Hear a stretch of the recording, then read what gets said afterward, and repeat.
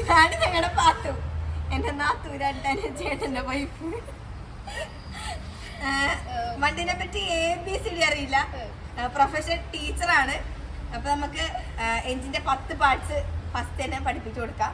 അപ്പൊ ഇന്നതേ നിങ്ങൾക്ക് ഇതിന്റെ കാര്യങ്ങളൊക്കെ ഇന്നത്തെ വീഡിയോയില് 2-3 പാർട്സ് ഒക്കെ നിങ്ങൾക്ക് പാത്തു പറഞ്ഞു തരും കേട്ടോ.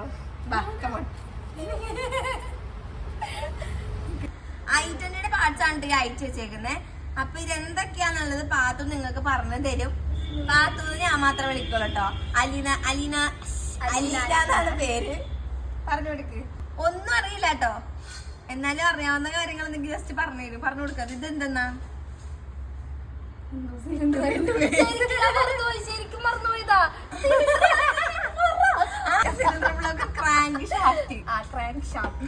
പറയുന്നത് എന്താ? അത് സിലിണ്ടർ ബ്ലോക്ക് ഷാഫ്റ്റ്. അപ്പൊ ഇതിന്റെ ഇപ്പൊ കംപ്ലൈന്റ് എന്താ വെച്ചിട്ടുണ്ടെങ്കിൽ ഓയിൽ ഗാലറി ബ്ലോക്ക് ആയിട്ട് ഓയിൽ പ്രഷർ കിട്ടാണ്ട് പിസ്റ്റണും ബോറും ക്രാങ്ക് ഷാഫ്റ്റ് ഒക്കെ കംപ്ലീറ്റ് പോയേക്കാണ്. അപ്പൊ നമ്മൾ ബ്ലോക്ക് ചേഞ്ച് ചെയ്യേണ്ട ഒരു സിറ്റുവേഷൻ ആണ്. അപ്പൊ അതിനുവേണ്ടി വെയിറ്റിംഗിലാണ്, സാധനം വരാൻ വേണ്ടി വെയിറ്റിംഗിലാണ്. ഇതിപ്പോ ക്രാങ്ക് ഷാഫ്റ്റിലൊക്കെ ലൈൻസ് വീണിട്ടുണ്ട്. ഇതുണ്ടോ, ഇതിനകത്തൊക്കെ ലൈൻസ് വീണിട്ടുണ്ട്.